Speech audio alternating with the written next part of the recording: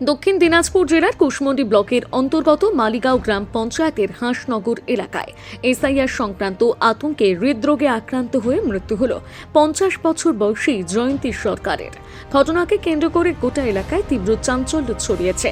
পরিবার সূত্রে জানা যায়, জয়ন্তী সরকারের কাছে এসআইআর চলাকালীন কোনো এনুমারেশন ফর্ম পৌঁছয়নি।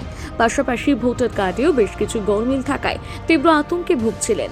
সেই আতঙ্কের জেরে গৃহবধূর মৃত্যু হয় বলে খবর। এ বিষয়ে মৃতার স্বামী নটবর সরকার জানান, আতঙ্কে মারা গেছে। আতঙ্কে বলতে এসআইআর কাগজ পাইনি। আচ্ছা, এসআইআর কাগজ পাওয়া পর্যন্ত আমি কুসুমুড়ি খুব দৌড়াদৌড়ি করলাম। মানে দৌড়াদৌড়ি করতে করতে তারপরে কিছুতে কিছু হচ্ছে না। এসআইআর এই যাই আমার বিএলও ছিল, ও বিএলও কিছু বলতে পারছিল। ও বলছে কি যখন ছবি তোলা হবে তখন ছবি তুলবে, এখন কিছু হবে না, এখনকার ইগেল কাজ হচ্ছেই না কিছু। মানে বিএলও বলতেছে। তারপরে আমি আমার মতন একটু চলে বিডিও অফিসে যাই। বিডিও অফিসে গেলাম, একদিন গেলাম, দুদিন গেলাম। এখানে তারপরে একটা মেয়ে ছেলে, কি যেন নামটা ওর, ও বলছে যে না এখানে তোর কিছু কাজ হবে না, তুই ওখানে যা, ও করবে কাজটা। আচ্ছা, তো আমি বলছি যে ও তো কিছুতে চাচ্ছে না কাজ করতে।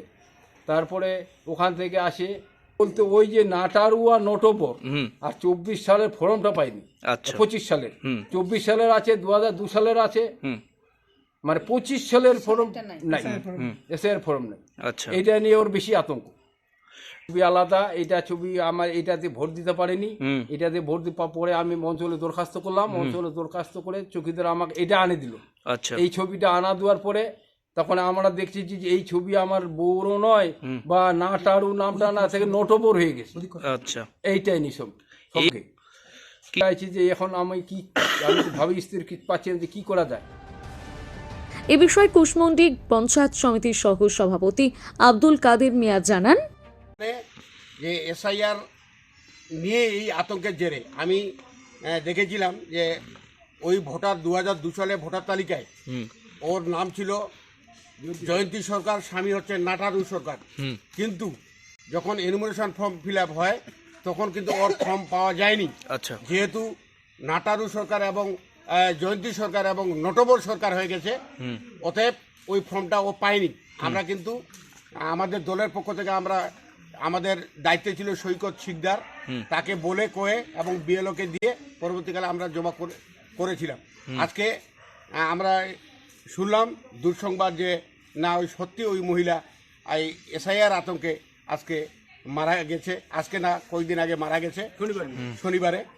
তো আমি দায়িত্ব নিয়ে বলছিলাম, আমাদের ব্লকের 4টা এরকম কেস ছিল। আমি ইআরও এবং আমাদের সুপারভাইজার এবং আমাদের বিডিও ম্যাডামকেও বলেছিলাম বিষয়টা। এই 4টা আমাদের স্পেশাল কেস ছিল। কিন্তু আজকে এই যে জয়ন্তী সরকার মারা গেল, সত্যি আমাকে খুব খারাপ লাগছে, দুঃখ লাগছে।